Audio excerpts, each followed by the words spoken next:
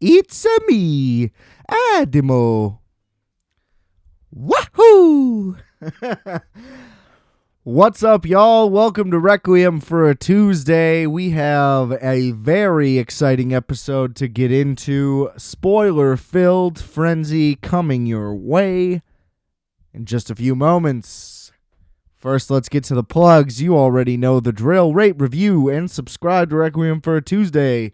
Hit that follow button. Give us 5 stars. Do all the good stuff.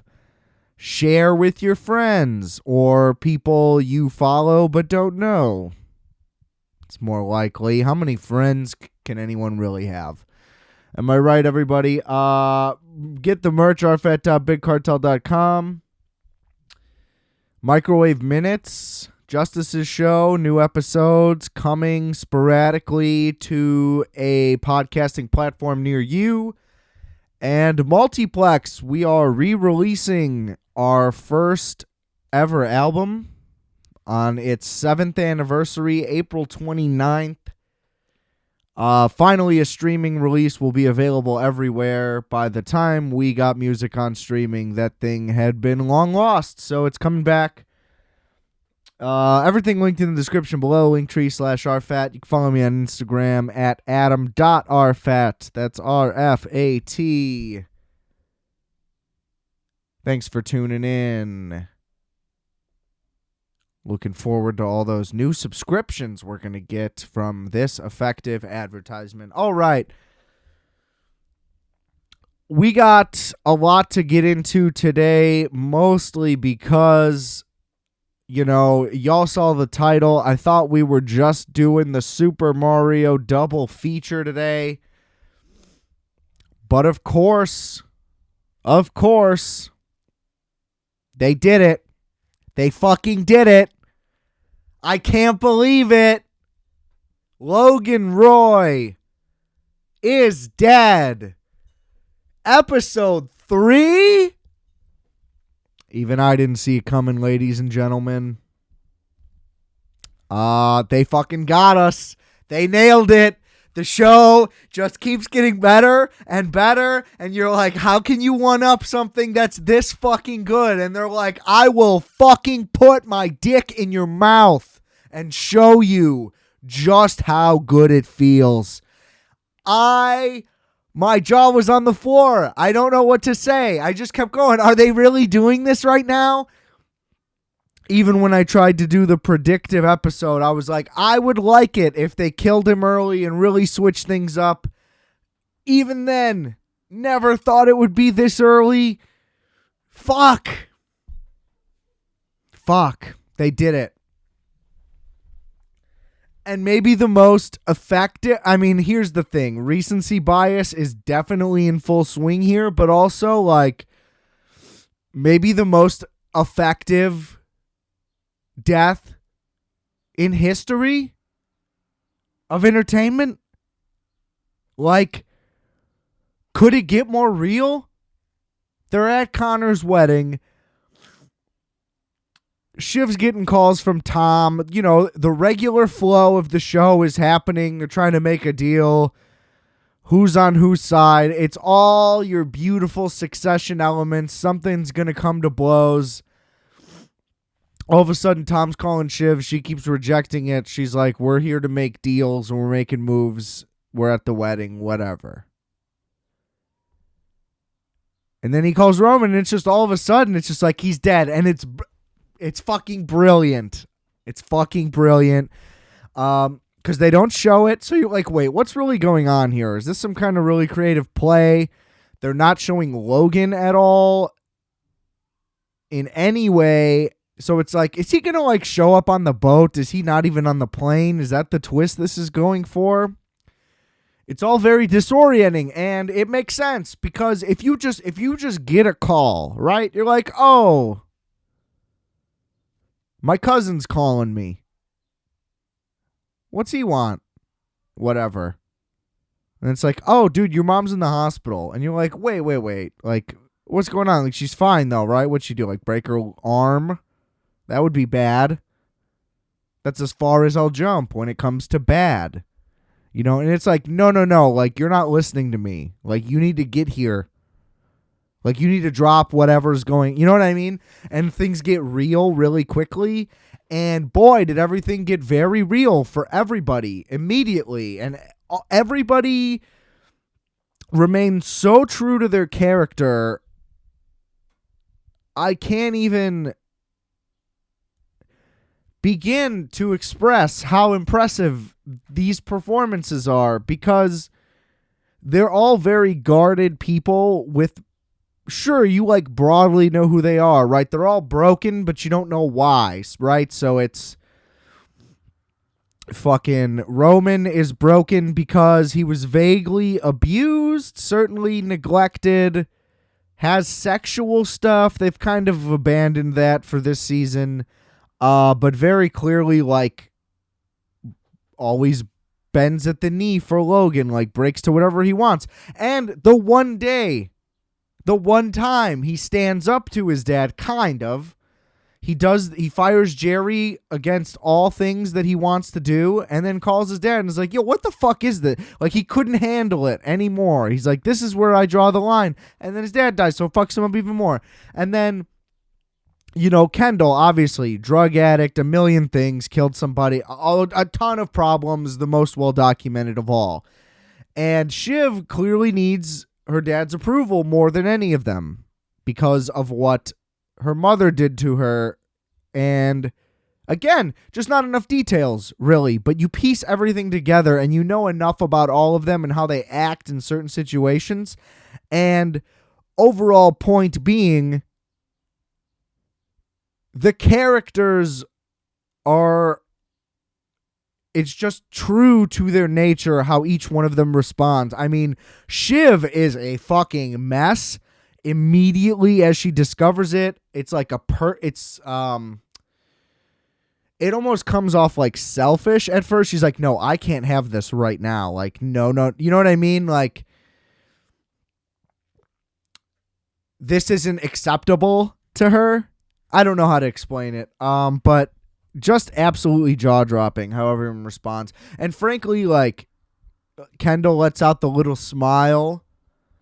Connor is like, wait. Both Roman and Shiv are just puddles. And Connor and fucking Kendall seem to kind of find a little bit of peace out of it. And maybe I think Kendall is the most like, I'm not going to show anything here because I know that ultimately I have the most realistic chance at getting something out of this. And I don't think that he cares as much. And Connor certainly doesn't. They're both kind of just like, cool, let's move on. Connor immediately continues with his wedding, he has the healthiest response of all, I would say, given just how fucked their entire family dynamic is. And, I did Where's It Gonna Go? Now who knows where it's gonna go, because there's a million plot lines that are clearly gonna open up. I mean, there's still the entire presidential campaign aspect of this story, which, knowing the show, again, could be one episode, could be the whole arc the rest of the way. Who's going to side with who? What's going to happen with what? Still ultimately no idea, and even less of a direction than before. And I just think there's a lot less pressure on them to really stick the landing in terms of like having some great finale. Because now, point being, that finale is now completely different than anyone had pictured leading up to this. Whereas now they're kind of starting from a fresh slate. Like, the season kind of starts right now for the rest of the way. Like, it's a whole new art. The series kind of starts over. Because it was that loop of everything starting over. It was the way Silicon Valley went, right? No matter what, they're back at square one every time to restart. But this is a different square. This is square 1A, if that makes sense. My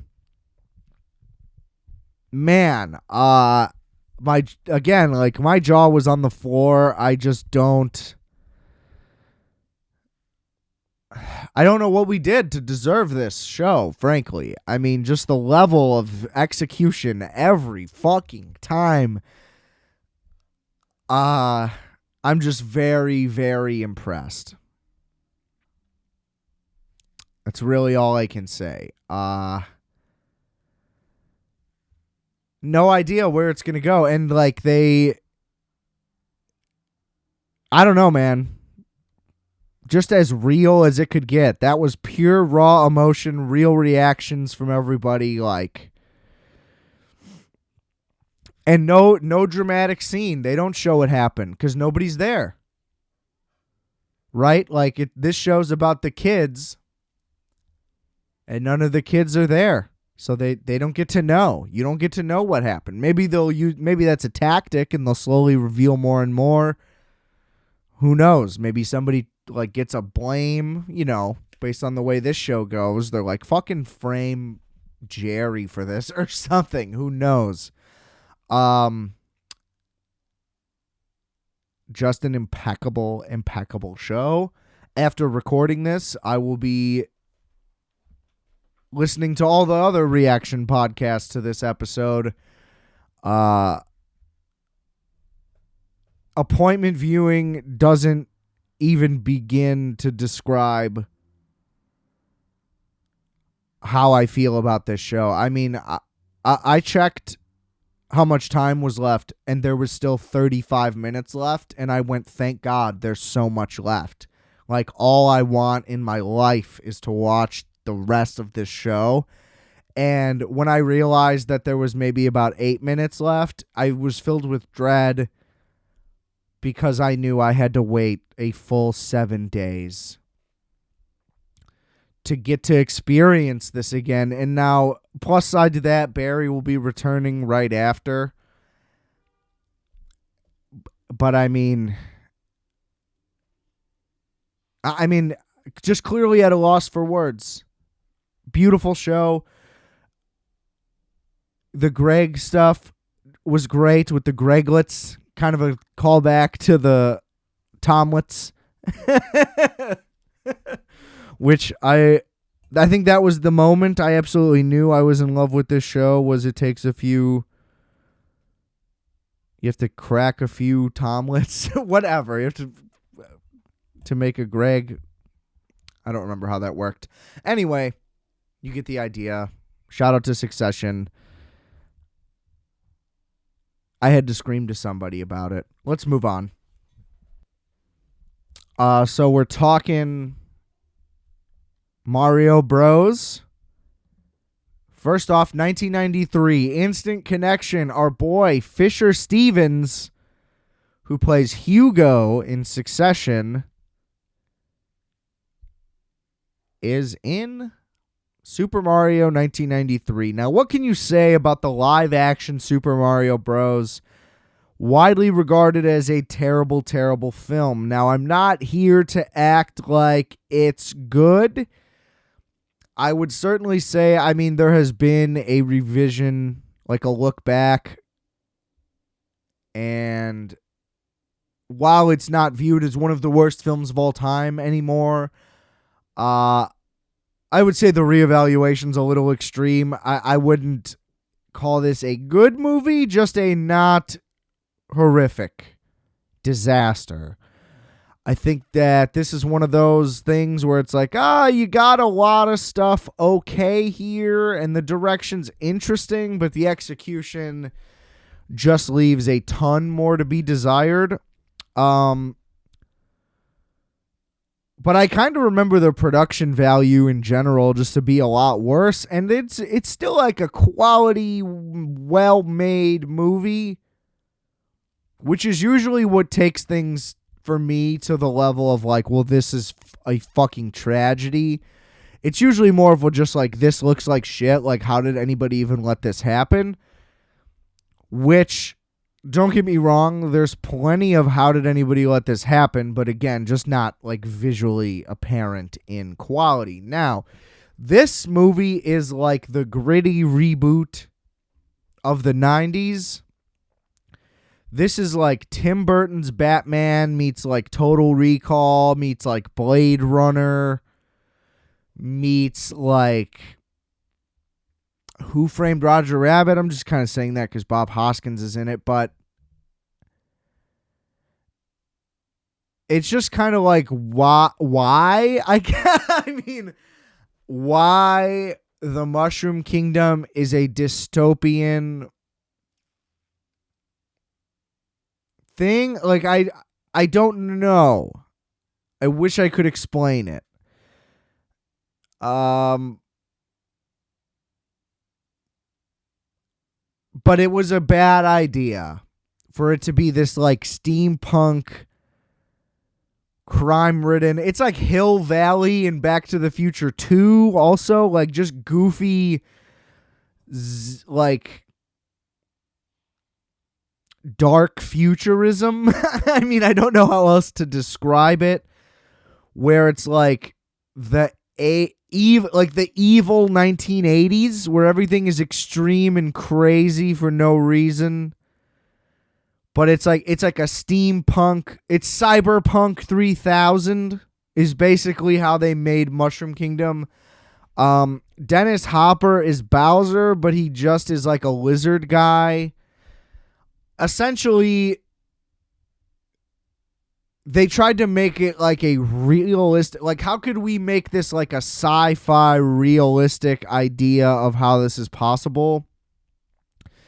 And so the general storyline is like the meteor that killed the dinosaurs created parallel universes. And in said parallel universe, the world we live in, humans were descended from apes through evolution. And in the parallel universe, humans were descended from dinosaurs. So, you know, the logic isn't great right there. And of course, this parallel universe exists at a tipping point in Brooklyn. And some mobster construction project blew open the parallel dimension, the doors to the parallel dimension. Mario and Luigi are plumber brothers who, by chance, get through this. Now, there are loose connections to characters. Fisher Stevens, whom I mentioned, plays somebody from the Wrecking Crew or whatever, which is a game I'm not too familiar with. A lot of Wrecking Crew references in this. They do a good job, I guess, of getting characters into the movie. You just wouldn't know it, right? Like Fisher Stevens and his brother or cousin or whoever they're playing. They're relatives of Bowser, and they're like Koopa Troopa guys, but I didn't know them by name. I don't know if in the 90s, maybe you would know those specific characters by name. I think I'm pretty decently well-versed in Mario. But you never know. I mean, I would know more than an average random consumer who has just simply learned things about Mario. I would say that I've done some research for clarification. And they're just also not presented that great. You know? So what happens is Mario and Luigi, they're not getting jobs as plumbers. They're going broke. Luigi stumbles upon Daisy, a loose Daisy. Don't love her story. We'll get into that. She's technically a dinosaur. And she essentially wears the key that opens the portal to the Mushroom Kingdom around her neck. But the portal gets opened either way. And again, it's just a cyberpunk disaster. Listen, the plot just doesn't make sense. Mario and Luigi just go after Daisy is essentially what's happened. They end up crossing over into the Mushroom Kingdom, which isn't a Mushroom Kingdom. It's all pretty flimsy. Like, it's Daisy's dad who was converted into ooze because there's like a evolution or de-evolution machine, which is how people are either converted into Goombas or whatever, and then the Goombas are much larger than the people, which doesn't make any sense. Like, there's no reason why Bowser would be in charge because he's not giant. So it's just like anybody could have taken out Bowser at any point in the movie, which to me is the biggest flaw. Look, it's bad, and you're not supposed to take it seriously.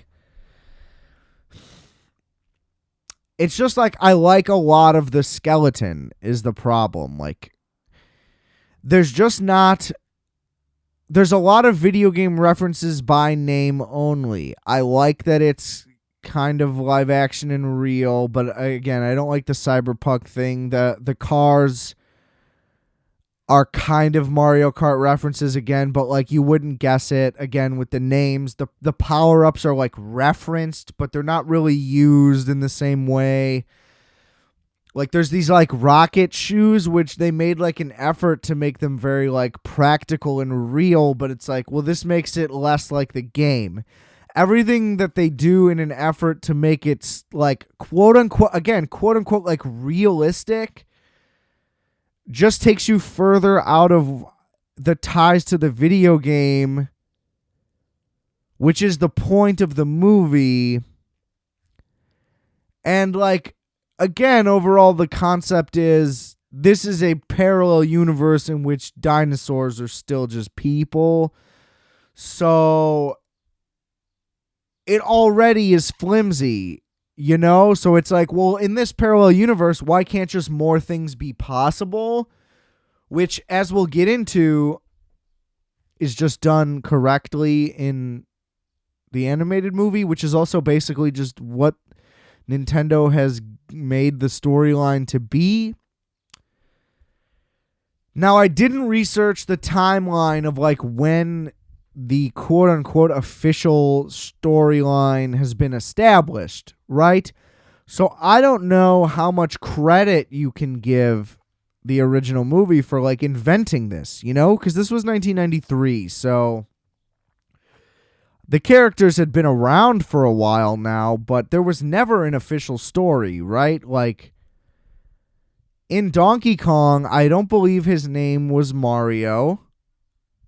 Forgive me if I'm wrong, but he had the look because it was easy to create in whatever they used to fucking create games back then.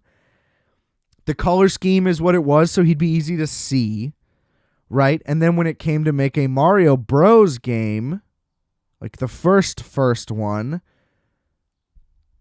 I believe they're like, well, it's through the pipes and it's set underground, so we'll just make him a plumber. And then in Wrecking Crew, they're a construction company. You know what I mean? So, like, point being, the reason Mario became just, like, a plumber was all through just, like, well, this game's about construction, and this game's about this, and this is set at a thing, and this one's set underground. So, point is, like, this guy's some kind of carpenter, plumber guy just by default. He looks the way he looks, which ties into the way he looks, which we just made because it was convenient for us. And it's like, well, he has a mustache and whatever, so his name will just, you know what I mean? Like, we'll make him an Italian plumber and we'll make it set in Brooklyn because we made him American. Blah, blah, blah. Like, it all was just a convenient spawn off of the things that, the parameters that they had already set for themselves, is my point. So then, like, when World comes in, they're just like, well, this is the expanded Mushroom Kingdom now, whatever. And there's all these other lands and whatever. So I don't know up until what point did they actually develop a canon story for any of this to be a thing, and how much of it was still just like, well, we're just making video games here, you guys. You know what I mean? Like, video games were still like, is this a fad? Up to a certain point, right? So they weren't thinking far ahead like this. This was well out of the scope. Long story short, I just don't know how much they had to work with, so I do want to give a little bit of leeway to like how much of this was original and how much of this carried over. Point still being, the movie sucked. There weren't enough references to the gameplay.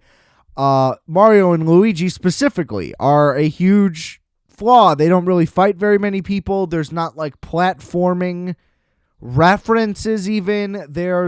And the plot that they did give you is just bad, and it's slow, and there's no action or anything. It's just kind of really fucking dull and a slog, and the comedy isn't funny, and the slapstickiness when it is doesn't fit, and then Dennis Hopper's really dark, and it's just inconsistent in tone and theme, and the entertainment is not there.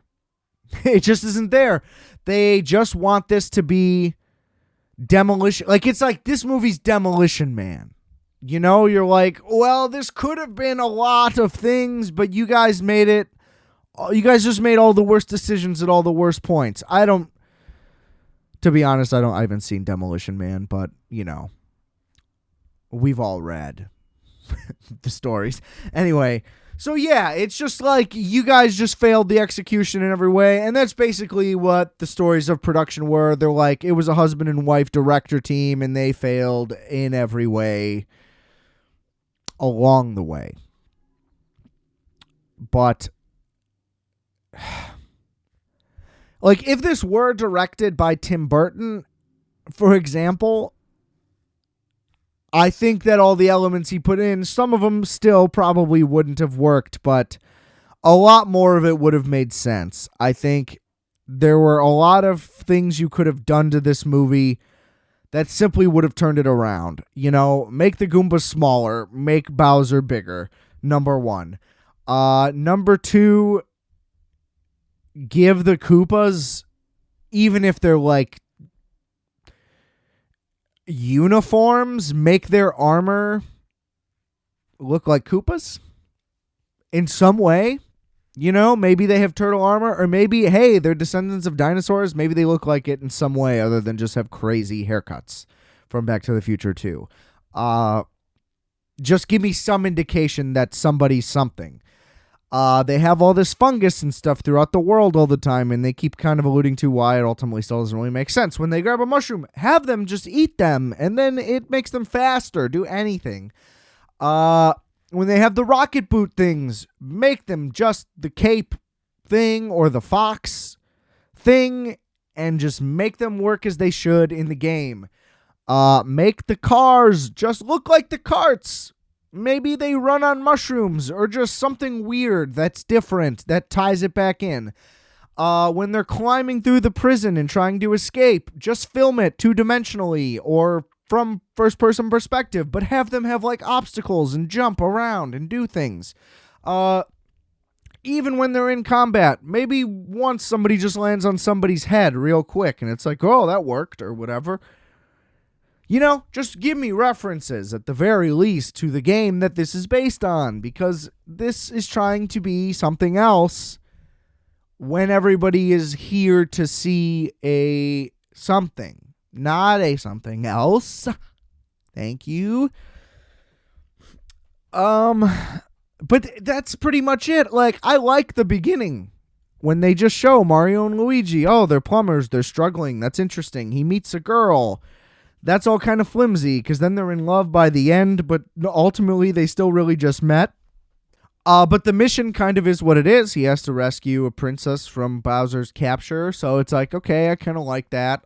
Could have used more Yoshi, but he's just like literally a mini dinosaur and doesn't do anything. Not great. Could have worked that out. Like, why is Yoshi a literal dinosaur, but all the Koopas are just people? I get it. People descended from dinosaurs. But again, flimsy. Just doesn't make sense. So yeah, a rough watch. It's a rough watch. It's more entertaining than you'd remember, but, you know, one of the worst movies of all time, I would say no, but a huge disappointment, I would still say yes. I was hoping that it was going to be, oh man, everybody's missing out. I have all these counter arguments as to why you should like it, and not really. Not really. I kind of just wish we could go back and make a lot of changes, but if not the overall concept, I think it could have worked I just think there were a million missed opportunities and a lot of either overthinking or underthinking on a lot of decisions. I don't know if the goal was essentially just like, we need to make this appeal to adults and that's it. And that's all the reason we're doing all of this. But I mean, even like the outfits, like they don't have the right outfits on until like the end. And it was supposed to be this moment where it's like, oh, the origin is complete and they're finally suiting up in the right thing. But it's like, it just didn't have that feel, you know? And there wasn't like a big suit up scene or anything like that. Again, just missed opportunities. You could have just had him wear green and red earlier. Luigi was insanely incompetent also, which I thought was unfair to him. Just a lot to be desired. Just a lot to be desired. Now, I did watch this the morning that I went to see the new animated Super Mario Brothers movie, which I'm sure you have read about already, making like $370 million globally in 4 or 5 days, like Wednesday to Sunday or Thursday to Sunday or whatever it is. Just an ungodly amount of money. I mean, kind of exactly what you'd expect, because nothing like this has ever really happened before, and Mario truly is timeless. I guess this is proving it, like there is an appetite for something like this. But man, like to just shatter records like that, I feel like the promo wasn't that heavy to where, I don't know. I guess I just wasn't expecting it to have this great of a reaction. I assumed it would have made, $500 million like effortlessly. Don't get me wrong. Because even in the US, I mean, it's like breaking records. No doubt this would be huge in Japan, and I guess that's really it. Like Japan, US seemed like no brainer. I guess, it's not a surprise. I don't know why I'm trying to act like it's a surprise. That this would be popular, but record-breaking, didn't expect. Anyway, I was pleasantly surprised by this one. I had expressed my concerns with justice, as you may have heard last week. If you haven't, go check that episode out. Some of my reservations were somewhat valid in that they do kind of force a lot of elements of the various Mario games into one, but I will say like 90% of it was done really well. This movie kind of has the exact opposite of the live action, where they put thought into translating things, and they did a pretty great job overall, while also making this a full-on children's movie, but they pack it with the references you want.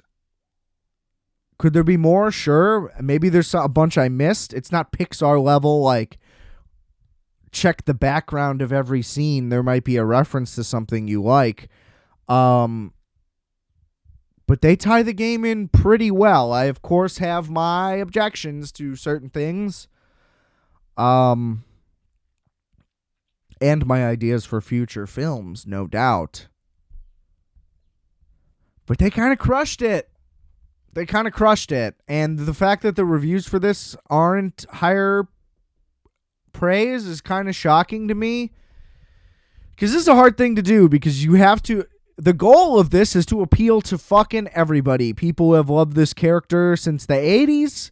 Me, since I was born, so late 90s. I mean, there's 4 generations of people that have experienced different levels of Mario. Some have experienced all, some only some.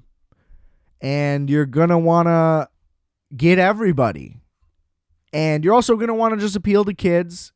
And look, Nintendo, to me, has been too committed to family everything all the time. Like, can you just release Grand Theft Auto on your fucking consoles?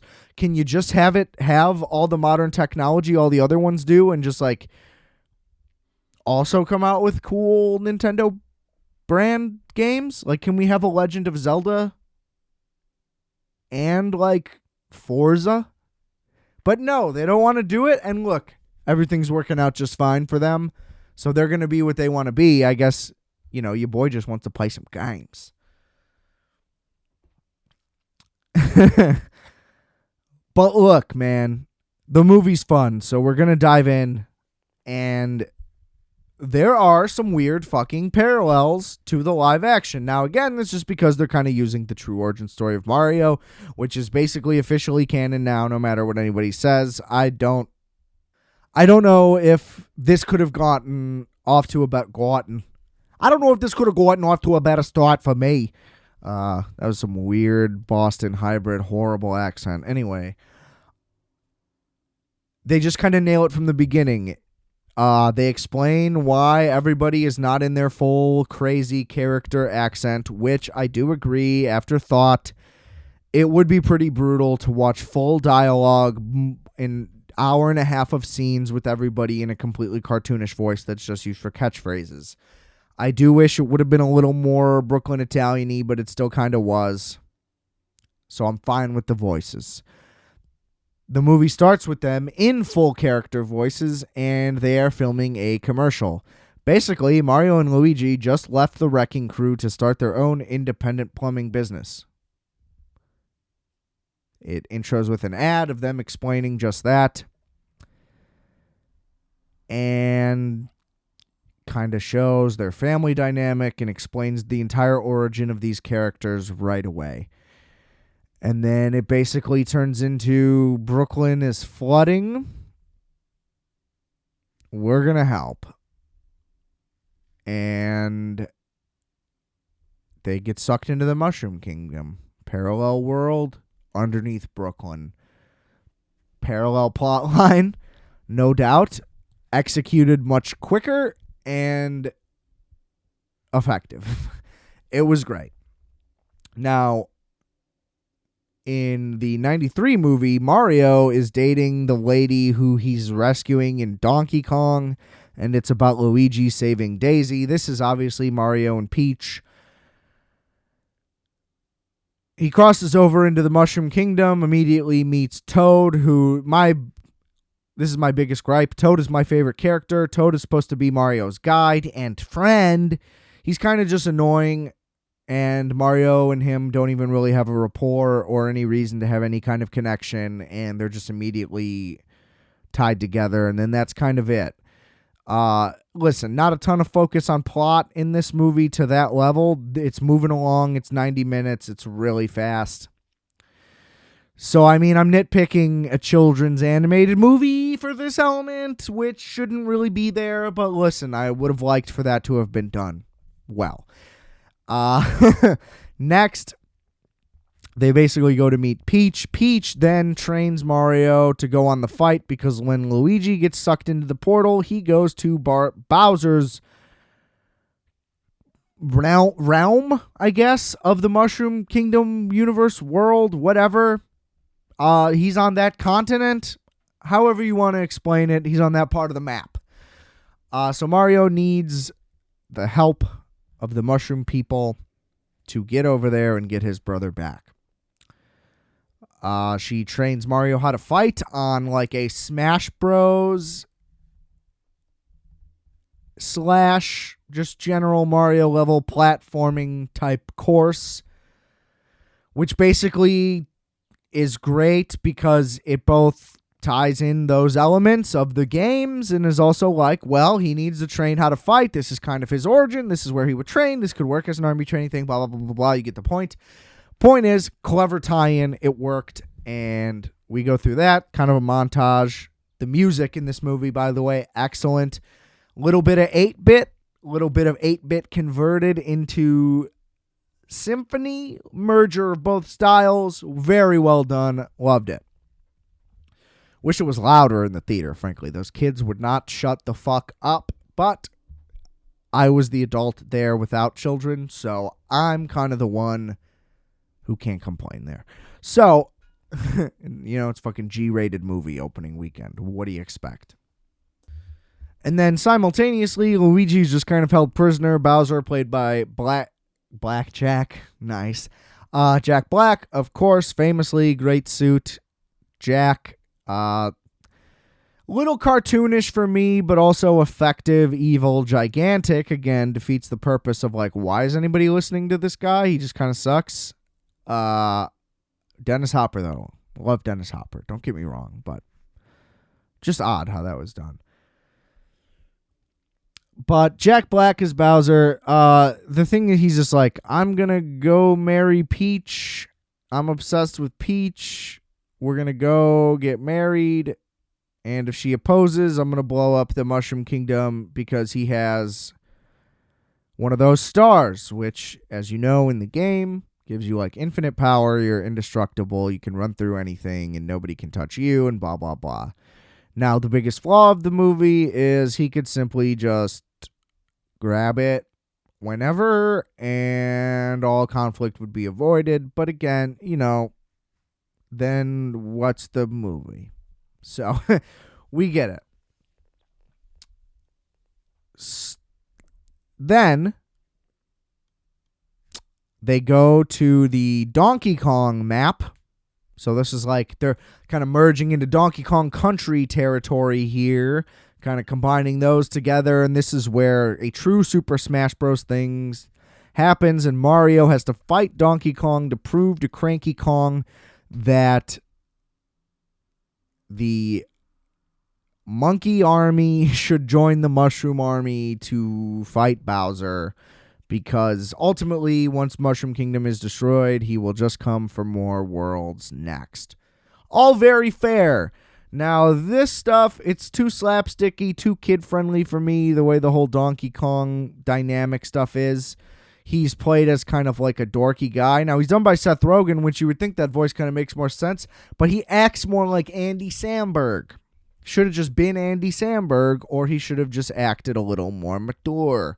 Whatever. Again, ultimately doesn't really matter, but didn't love Donkey Kong in this one, or really any part of this part. Now, the fight was great, and the power-ups are there, and they have like a Smash Bros. Like 5-minute fight scene. It's a lot of fun. There's also a weird thing. They bond over having like daddy issues, which is kind of a thing that is brought up like throughout the movie. It's a little strange. But I guess it kind of works for them to just have some kind of ground to like be on the same page for. It wasn't necessary for Mario and Donkey Kong to have a heart-to-heart. They could have just like shook hands after like a tough, well-fought battle. Whatever. So then they fire up their Mario Karts onto Rainbow Road, and then they're met with the Koopas, and there's kind of like a brief battle. And then everybody kind of works together, and Bowser and his ship and whatever are blasted into the pipe. So then the fight spills over into Brooklyn, which again is exactly what happens in the other movie. Like the worlds merge back together, and then the final fight happens in Brooklyn, and then the Mario Bros. Are seen as heroes by everybody. It's the same result. Same result. And that's pretty much it. Yeah. Bowser is too silly and not villainous enough. Toad is annoying, which bothers me personally, and those were my biggest critiques. But, the children seem to really, really enjoy it, so they did the silly parts right, but I don't know. This could have been done just a tad. If this was done with like 15% more seriousness and like dramatic tension, this would have been like an A+ adaptation. I'm going to give it like a B-. It's an aggressive grade because I thought it was going to be terrible. To be honest, completely blew my expectations away and is like a really, really solid, good movie that I would totally rewatch again. For sure. Little nitpicky things that I already mentioned, but overall, like, This is as well as you could do it. Especially while clearly setting up any of these possibilities. Another sequel, Donkey Kong spinoff, just for them to travel to more worlds now. Whatever you want the thing to be, they completely opened the door for all of that without it being too like cinematic universe-y or anything like that. Just an all-around great job connecting everything together, really. Your boy's impressed. They kind of nailed it. And then in the end, they now know where the portal is, so Mario and Luigi have a nice little house in the Mushroom Kingdom, and they just kind of commute back and forth. Now, I would probably rather live in the Mushroom Kingdom, too, where you get power-ups and you hang out with little mushroom people who hang out, and then you're going to bang a princess who's not a little mushroom person. So, seems pretty great. And then you don't have to pay for rent in Brooklyn. So, I mean, they're saving a fuck ton of money now. Their business is going to really be booming. So, all they have to do is park the van. Great stuff. Yeah, a lot of potential. Luigi's Mansion's in the car. Like, every type of game or whatever is in the cards. They can go to whatever world, as many worlds in one movie. Introduce an infinite number of, like, you know what I mean? As long as they don't cram too much in. And again, that was my concern, was that they were going to cram too much in. The cart stuff worked the least for me because it's just like, oh, now all of a sudden we're just driving down Rainbow Road. The connection wasn't really there. The travel from the Mushroom Kingdom to the Donkey Kong Kingdom, again, just like logistical questions, but this is a completely made up, fictional, absurd place. So it's kind of whatever. Just to be honest. It opens up, they're in like the winter zone with all the penguins. And the layout just kind of instantly reminds you of Adventure Time, and it kind of didn't click with me until that moment where it's like, oh, Adventure Time just ripped off Super Mario World. Probably should have been more obvious to me at some point, but whatever. So, yeah, a little more, try to do some desert stuff at some point would be fun.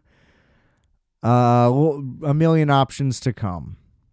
My personal favorite of which would be a true blue, like, RPG style story done in the Paper Mario animation, and it kind of is that like old medieval lore story time thing, like Lord of the Rings,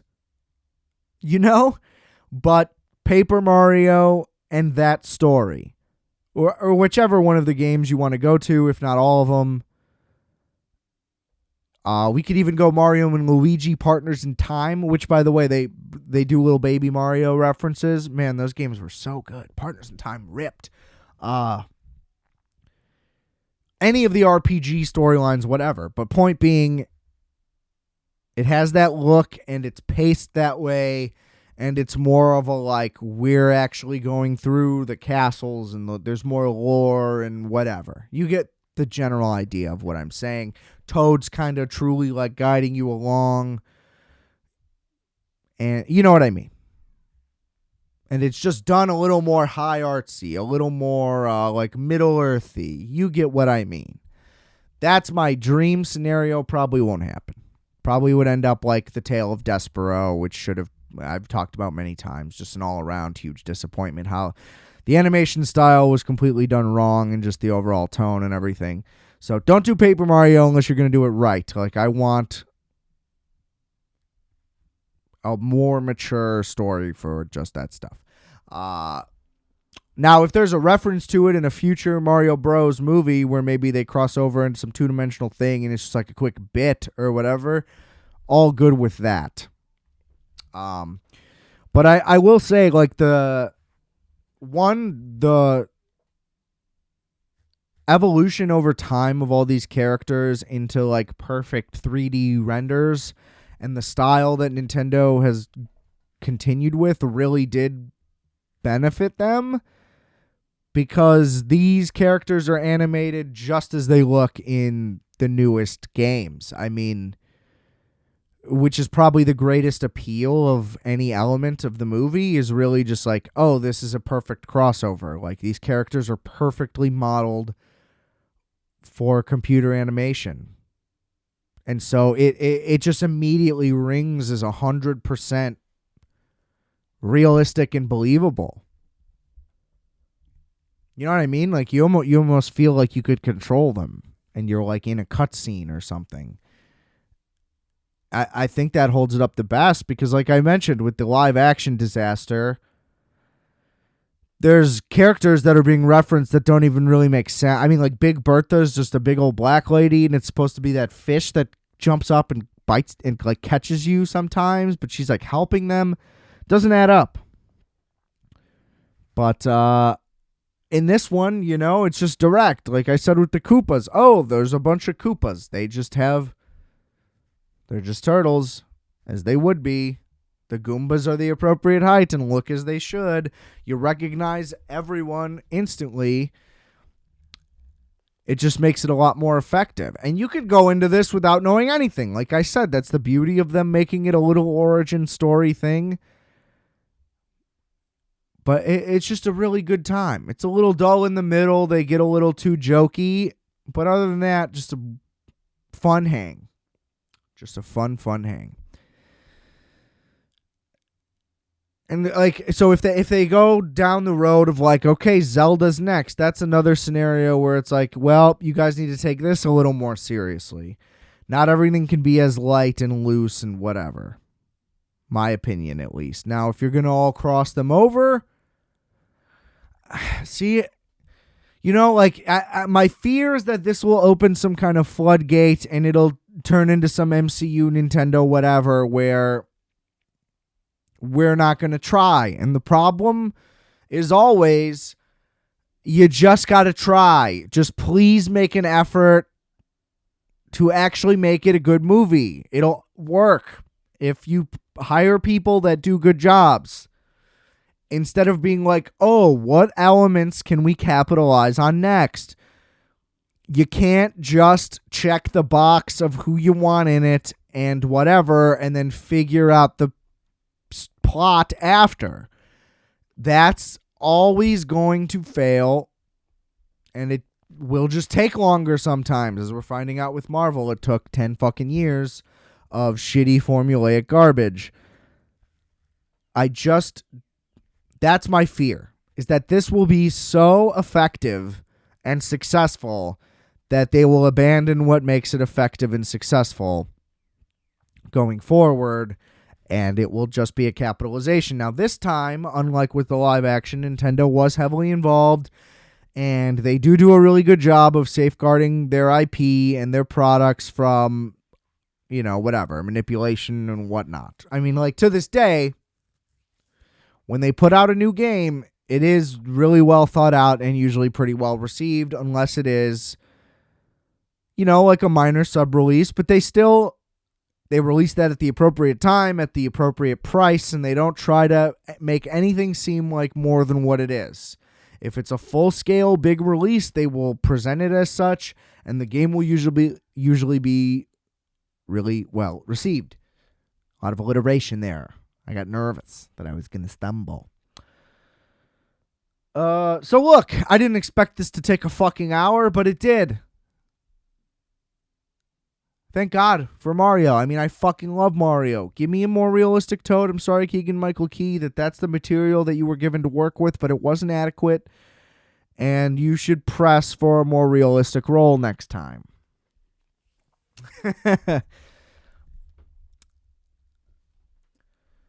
Look.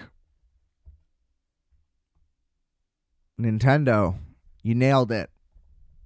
And right as The Last of Us just ended its run, there's without a doubt going to be a huge video game boom. Right as the comic book boom is kind of fading and losing its appeal to a lot of people, I think if one or two I don't know if they're already in the works, so I'm assuming they are, that there's 1 or 2 more video game adaptations about to come out in the next year or two.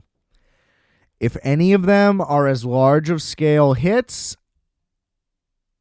or just successes, even like critically, but if anything, I mean, obviously, if anything blows up to the level of both Mario and or The Last of Us, then the video game boom is inevitable. But if the next 2 just do really, really well, or even just really high quality pieces that are not giant fucking disasters, as video game adaptations usually are, then we're in for a renaissance of video game adaptations that will it'll probably be a smaller burst. But this could be what starts the trend of, hey, have the fucking creators involved. Which should always be true, pretty much. I mean, you should have the novelist involved in your adaptation. Unless the true goal, and you have a massive vision for it, is to pivot. But again, the whole vision has to be there. Not just, I want to do it, but let's make it cyberpunk. And then it's like, okay, but how? And it's just like, yeah, don't worry. Like, we'll get it there.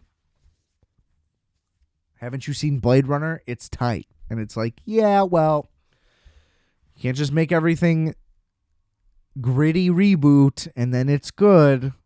You know, like, no matter what, everything just becomes a parody of whatever, and too many things influence it, and then everybody's going to try to capitalize on stuff. So I'm sure that'll be a thing. But look, it's like we could go, as long as there's Sonic the Hedgehog, which isn't massive disappointments somehow, despite how dicey that looked when the original render showed up. Those movies like did fine critically and commercially, and they just kind of faded away. I'd be good with those too. I just don't want tentpole massive events and then you're sitting there disappointed the entire time. Mario did me the service at the beginning that I needed. The meta, hey, here's why their voices are different. Hey, look, wouldn't it be great if these guys ran a business? Multiple times, a Mario Brothers TV show was attempted, always to horrific results. But right away, it's like, oh, there could be an animated sitcom where these guys just do plumbing stuff.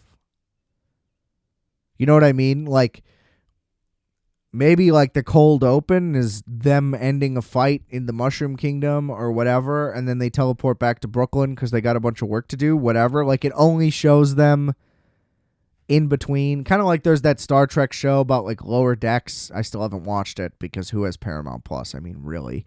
But you know what I mean? Where it's like, oh, well, here's just what happens when people are actually just working. Like the off time of what you're actually seeing. It would work. And they put in their whole family, and there could have been a great family dynamic. Like, there's definitely a sitcom in there. And it's just a matter of time before it unfolds, just how many spin-offs and whatever this is going to have. But they really showed a lot of potential that I hope doesn't get squandered. Because now I'm just in the opposite boat, is my point. I went in with really low expectations, thought I was going to be disappointed, and now I see all the potential. So I'll just be disappointed later, I guess, is what I'm getting at. But hopefully not. Hopefully not. Hopefully they succession the fuck out of it and keep the surprises coming. Woohoo! That was exhausting. It was a wonderful hour with all of y'all. Thanks for tuning in. Rate, review, subscribe. Hit that subscribe button. Hit that follow button. Give me 5 stars on whatever platform you're listening to. Subscribe to it on multiple platforms, even ones you don't really open, because then, hey, my show doesn't get in the way and you never really notice. So go ahead and do all that good stuff. Help your boy out. Share it. Promote it for me. Get me popular. Everything is linked in the description below. There's merch, my Instagram, whatever you want to do, whatever you want to look at. Check it all out, please, and thank you. We'll be back next week. Hopefully, I will get out to the theaters and check out some more of these plentiful April films. Check out older episodes. And, yeah, thanks for tuning in. Please remember, I are fat. You are fat. We are fat. Let's go. That was rough, I think. Okay. I'm going to have to play that one back. Calculator.